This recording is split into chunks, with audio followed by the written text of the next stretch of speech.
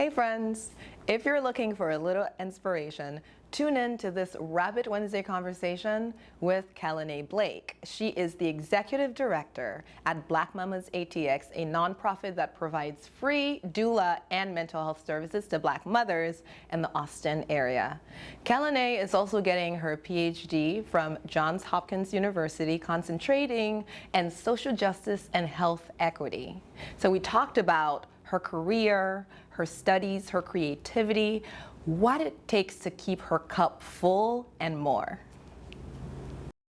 Today we're sitting down with Kellene. She's the executive director of Black Mamas ATX. We'll get more into that, but first we're going to start wrapping. So with your hair right now, I'm going to place all of your hair at the top of your head. There we go. And so, Kellene, you have glasses, and we get a lot of questions from people who wear glasses about whether they should keep them on or not. Sometimes I prefer to take them off, but obviously if you're wrapping yourself and you can't see, then you should have them on. But we're just going to go ahead, since this is a very easy style, so I made sure that this short end I just tucked in was just long enough to tuck behind this longer piece. We never want it to come so short that it's just ending up right at the middle of the head, because we want control. And my main goal right now is to just wrap around, just wrap before we style. And because you have so much hair, I'm wrapping up and not around just to create more support here. And then sometimes what I like to do is go and twist to create more texture. I gather the ends because I don't like to see the seam all the time, so that's why I do that, but it's all about your preference. Gosh, I love this hair.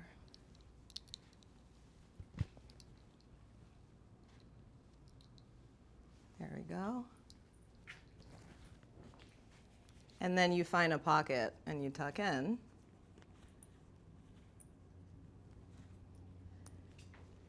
And if the pocket is too thin, what I like to do, you have to just spread the fabric out, because you don't want it to pop out while you're out and about. And then you give it a nice little zhuzh, they like to say. And hold on, let me step back real quick. This is lovely. Okay, I'm gonna do one more tuck. This is volume.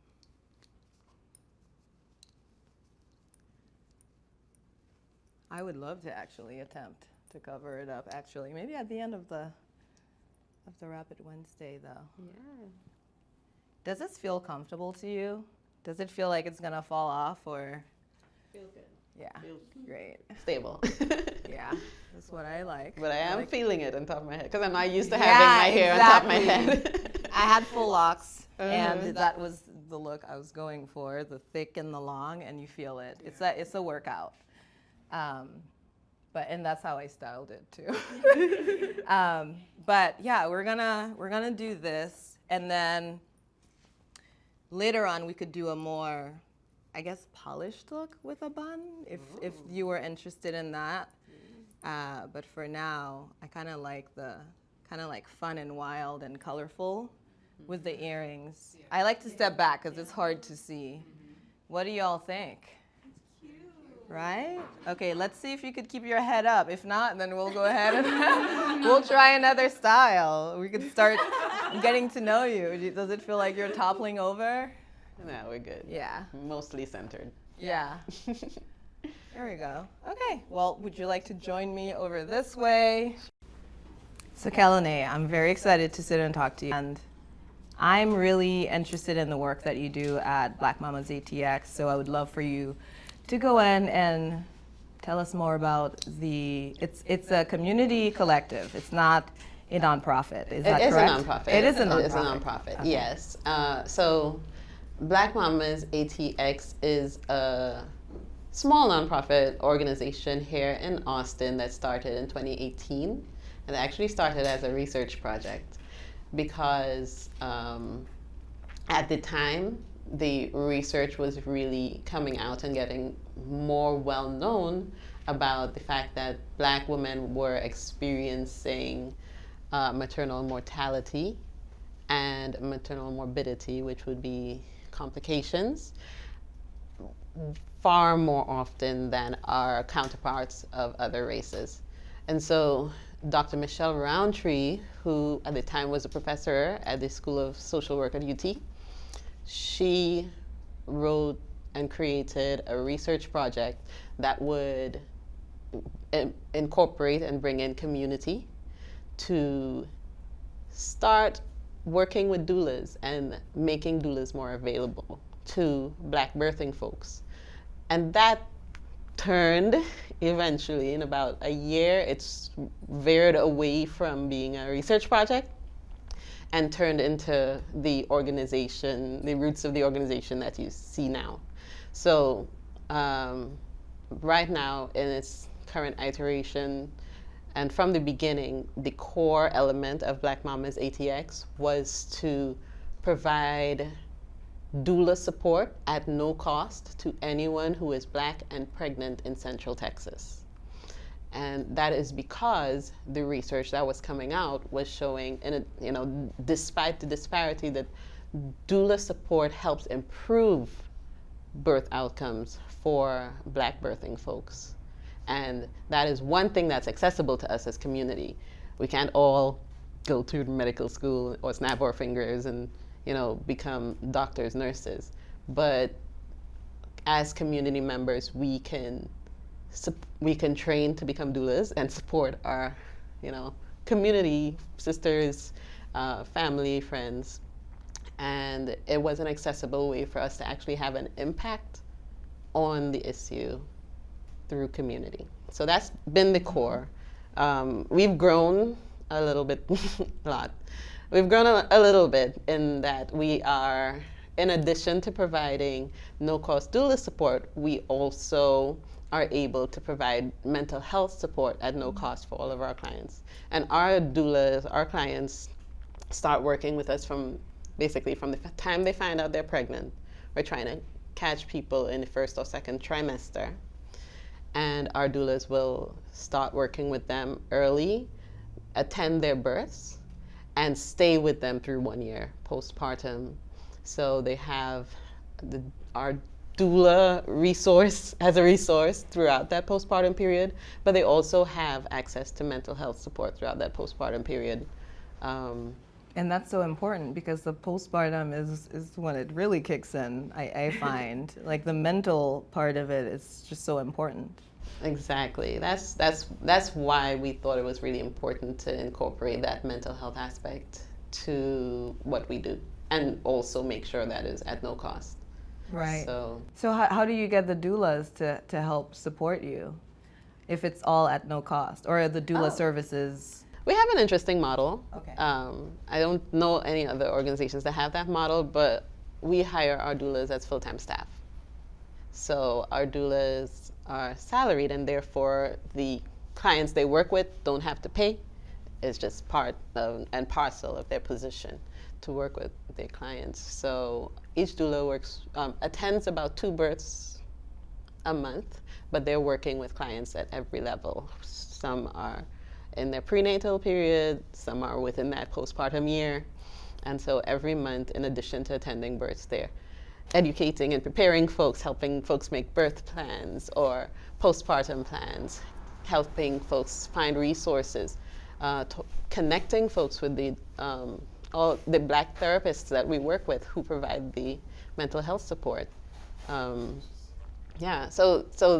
it's a lot of time with each person, and the model that we use of having our doulas as full-time really, I think it makes a big difference. Right, and I correct me if I'm wrong, I read that you assist these mothers within a 12 to 18 months period. That's very long term. It is a long relationship. Right. Yes. So I am not a doula. Right. Technically. You're a student. I'm a lot of things. Yeah. And we're excited to hear more about all of the things that you care to share with us. Yeah. So I'm not a doula in Black Mamas ATX. I have trained to become a doula. One of my doula mentors is in our crowd right there. I have trained, but I haven't gotten into that aspect of the work yet. But I do know that our doulas, we have 4 on our team, they develop really deep relationships with the families they work with and the kids. And yeah, it's like years afterwards, folks are still in touch with them. And then the next time they're pregnant, they come back and they want to work with us again. And so it is a long relationship, but that is also important. I'm a big nerd, so I'm just going to say, because the evidence shows that having supportive community is also beneficial for your health and well-being. Absolutely. And that is part of your community now. You know, your doula becomes part of your community. As we are having more events as an organization, we're inviting our mamas out to mamas meetups and to Girl Trek walks and other opportunities, because we're building community. Because one, this is Austin. Yes, understood. Yes, this is Austin. We are, it's not, now the interesting thing is, it's not that there aren't Black people in Austin. It's just that the Black people who used to live in Austin now live on the outskirts of Austin and don't get counted in the census as being in Austin. But folks still work here, still play here, still go to church here, still have their community here in Austin. So Austin still has a vibrant and, you know, really strong, potentially big community of, you know, just Black families. It's just, we're so spread out. There aren't very many opportunities for mothers to meet other mothers. It's such an isolating experience. Exactly. No matter how many family members you have around you, but if you do move to Austin, let's say with your spouse or your husband, and you're alone, I think even if you had, you know, family members here, it's still such an important, because I remembered when I first moved here, or when I first had my first child, and I went to that Trader Joe's near the library, and there were a group of moms hanging out with their babies, and I thought that this is one of the most beautiful things I've ever seen. They were all white women. All the babies were of similar age, but those communities exist here already. And I went over to them, and also I think parents hanging out with each other, they often navigate to other parents of kids with similar ages, right? And those babies were at least a year younger than my daughter, so we weren't hanging out because she was just poking at them. But I thought it was such a beautiful experience. And of course, as she started growing up, I tried to find other mothers I could see myself being friends with, and you know, we could sit back and go through the experience together and share stories and ideas. And because there's so many things you're learning for the first time that no amount of book could ever teach you. And then often you realize that you're not alone, and your kid is not, you know, they're just being a kid, you know? So I think that's so important that you the organization goes beyond providing the services for the mothers during pregnancy, because afterwards, that's when you feel really lost, you know what I mean? So I'm interested in learning how you got to be involved with Black Mamas ATX, why you felt it was important to dedicate some of your life into the work and mission. Yeah, well, okay, so it's a long rigmarole story, but really and truly, I've always been interested in health, and I've always been kind of radical, even though I didn't realize that's what it was. I've always loved our community. I've always been Pan-African, right?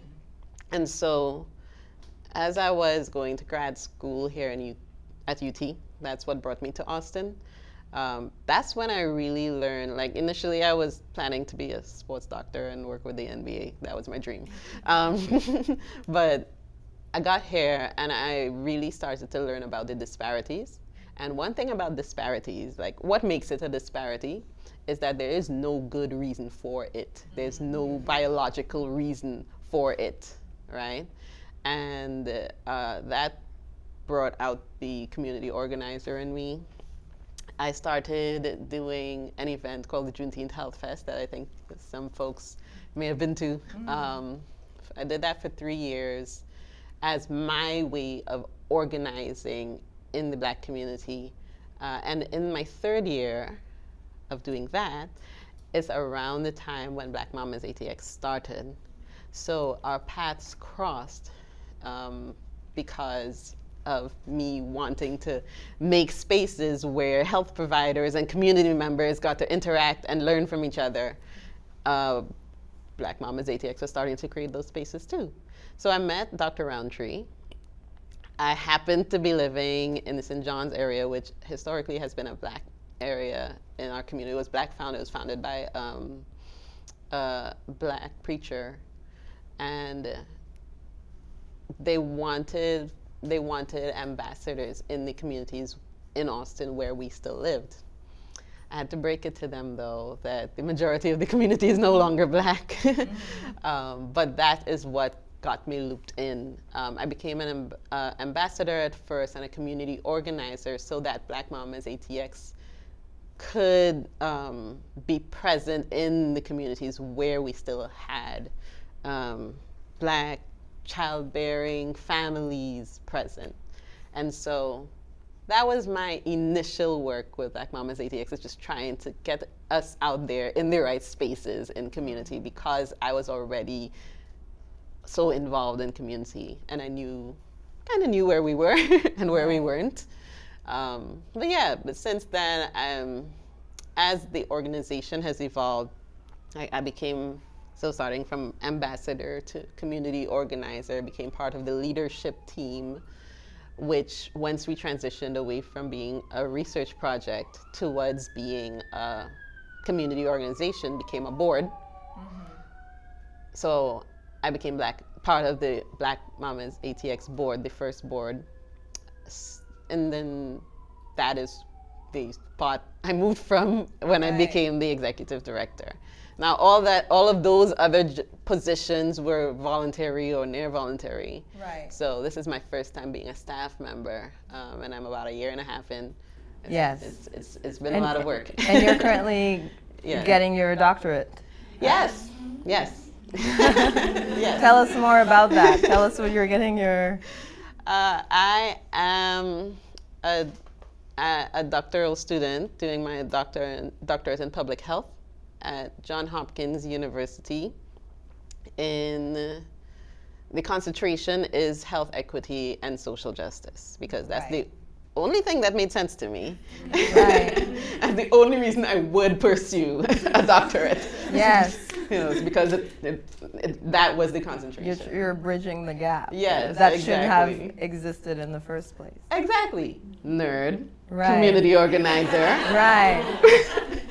So yeah, I found that program by not really happenstance. I was a faculty at HT. I still teach sometimes, but I was full-time faculty at the time. And I wasn't planning to be the executive director at Black Mamas ATX. I was planning to be a professor and move up in the academic world. And so I knew at some point I'd need a doctorate if I'm going to move up in the academic world. So I actually started looking at programs then, but I stopped that search. And by the time I stopped the search, the only program I had liked enough to apply to was the one that I ended up getting into. So that was a journey. But I'm in my 3rd year now. It's still a journey. I still don't quite have a plan on how, I'm just trudging through the process bit by bit. But I love it. I love what I'm learning. And I'm applying it immediately. Everything I'm learning, I'm applying it to my work here. What does it take to be an executive director for an organization like Black Mamas ATX? You talked about organizing a summit. It sounds like applying for grants. So please tell us all of these big obligations. What does it take? Well, my flippant answer, my easy answer is it takes being a black woman who knows how to make a way out of no way. Come on now. And do things, start from nothing and somehow things appear. It does take that skill set, which, many of us in the room have or have seen in action. And then for me, I think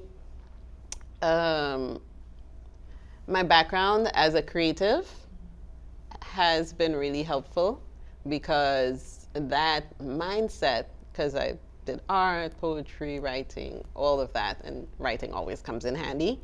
But that mindset of being able to envision something and then make it happen, or the mindset of knowing you can create, or some folks use the word manifest things, despite or in spite of, whatever reality is planning to show you. Like, you're not stuck only in what is. You have the ability and the creativity to move towards and make into reality what could be.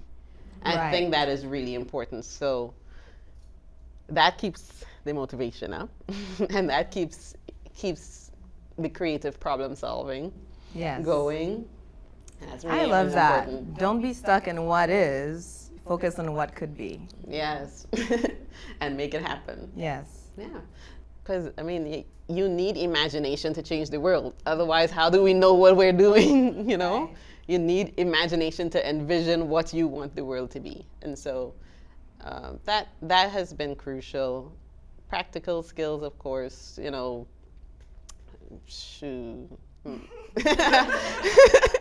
Email is my kryptonite, but being organized, or being organized, however it might look. So like, what looks like chaos to me might be how you are organized. Figure out what works for you, right? And get help. I think especially for a nonprofit, one of the first things you need to do, that we were lucky enough to do, is get someone who's a grant manager or grant writer on your team, because the nonprofit world is very strange. And it's really dependent on, at first at least, it's really dependent on philanthropy and grants. And I believe as you grow, it becomes really dependent on the community you build and how much they support you, and finding that balance. But at first, some of the skill sets are really writing and explaining what you need, what you're trying to do, and how you're going to do it to the people with money who make decisions about who gets the money. Which is difficult in return, because most of the people who could do that are... They have the time, they come from a background that prepares them for that. Exactly. Even the nonprofit system, it was designed as charity. So the way the system runs, it was designed for rich people who had extra time, or people maybe not rich, but who had extra time, didn't have to work, and found something that moved their heart, and therefore decided to save the puppies, or, so that design, that charity mindset and approach is still very ingrained in how nonprofits are being run, even though many nonprofits are not charities anymore. They're more about people within our own communities trying to make a change in our own communities, one, and it's about solidarity. So it's a completely different approach. People have to start their nonprofits while working a full-time job. People are, the skill sets and the things needed require a lot. So kudos to everybody who has started or is starting a nonprofit. It is a lot of work, but it is worth it, because then when you see your organization, like our organization, I'm not the founder, but I've seen it from almost the start, and seeing the impact that it's made, and seeing like we've supported over 150 births in the time we've existed. There's 150 babies running around that like our organization have supported. And in addition to that, like we're doing it in a way that builds community. It doesn't take away. It's not stripping. It's not like pulling away resources. It's sharing resources and building collaborations and networks, and everybody grows. And if we keep approaching it in that way, everybody grows, everybody eats. Right. You know, that's a whole different way of doing it. It's not competitive. It's not siloed. Right. And I think we're, not just us, of course, like the collaboratives we're involved in, the Maternal Health Equity Collaborative, like the networks we have and the wonderful organizations and groups that we are close to and build community with as an organization, that all is powerful and important because it helps us all grow. And we're doing things differently in Austin. I've noticed that building and changing and shaping since COVID. We're doing things differently. And 10 years from now, we're going to see how it looks. Yes. Yeah. Now, Kelenne, you seem so passionate about what you do at Black Mamas ATX, and also what you're doing with your PhD. How do you stay creative? Mm-hmm. Because I read that you are a writer, you're a performance artist, you do a lot. So how do you find the motivation to stay creative while you're working all these different parts of your brain to make things happen out of nothing? Right now, my main outlet, honestly, is gardening and plants. So there has to be something that is your own personal, I want to say therapy, right? When I was in grad school, it was spoken word, and then all of a sudden I became a spoken word artist, and traveling around the country, right? It was martial arts at some point, doing historical African martial arts. In this phase, it's gardening because it's very therapeutic, and I can build it into my day. Watering my plants is my morning meditation, right? It's like that's things are much busier now though. So like I have this canvas with an outline that I have been staring at for months that I want to finish. So it's really hard to find the time, but it's also an intentional effort that I keep making. Like I made that outline, that was a start. Yeah. And I'll get to a nose or something, right, I don't know. Right. So that is what I am learning. I'm still new in this whole executive director of a nonprofit game. Right. And so what I am learning or what I'm working on is not getting consumed by the work and the study, and still making time to just be my human self. Yes. And to do things that aren't for anybody. Yes. just because I want to do it. Yeah. Right. I'm still learning and trying to carve out those spaces. I love what you just said. I know someone who works in the nonprofit, and they have worked for decades and trying to basically make a difference and trying to figure out why disparities happen, how to fix them, but they are consumed by their work. They don't know who they are without the work. Mm-hmm. And so that's why I asked you. It's really important. And one part of it that's important too, sometimes we can get, the people who get into this working in community in general, have big hearts and can get consumed by it. And sometimes people kind of think of it as, you can't pour from an empty cup. Fill your cup so that you can pour out for others. I want to push back against that. You deserve to have a full cup, whether or not you're using it to pour out for others. Like, your cup should be full, the end. Just as much as you want the community you're serving to thrive, and you're doing all you can to help that community thrive, you need to be able to thrive as well. And so you're not doing self-care so that you can do the work. You're doing self-care because you are worthy of self-care, and you are worthy of your time and your love, and it allows you to live a full life, and you get one. so Right. you know, you got to figure out how to live it and enjoy it, and also do all the things you want to do, which could include supporting community and serving, because that's a big calling. But it doesn't have to be all consuming. I'm learning, you just got to take care of yourself for yourself, not for anybody else necessarily. I've noticed that you said that you're learning a lot. Is that one of your life mantras, that you never arrive, you're just always learning? And, I mean, that's just how it's been so far. That's how it's been so far. So I guess it's going to keep going like that. I don't expect to ever stop learning. I feel like once you stop learning, you stop growing, and you start dying, like a plant. Yeah. You know, it just, you gotta keep. Right. Keep.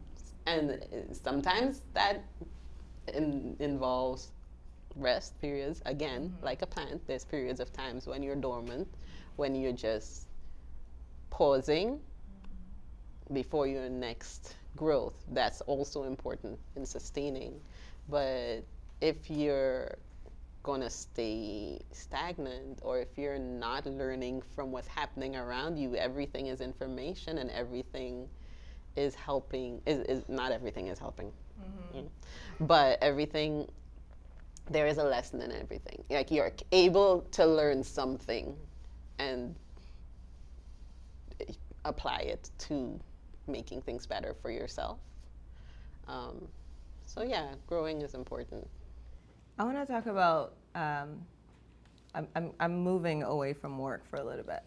I want to talk about your hair, your relationship to your hair. You mentioned something about growing your locks, or starting them in 2015, or am I? Yeah, I had a very impressive afro for a solid. I can imagine. For a solid while. Have it all. Yeah, volume and height. I had a Pam Grier, kind of like, ooh. Right. Yeah, had it going. And I honestly, most of my life, I had natural hair. And growing up in Trinidad, I had natural hair. My mom did not want me to put chemicals in it, hence didn't want me to relax it until I was at least 18. So I got to have a childhood with child hair. And by the time I was a teenager, I was doing twists and cane rows, cornrows, all the things myself. But it's a lot of work. And I didn't have the right products, I don't think, back then. We didn't, I feel like as a collective society, Black people have only recently learned what's good and healthy for our hair. Yeah. We were using all kinds of things back then. But yeah, so when I got to college, I went to Morgan State University in Baltimore for undergrad. And that's when I sat in my dorm room and somebody relaxed my hair for me. And so I had my hair relaxed for about 5 years before I cut it all off. I went to a barber and got it lined up and everything.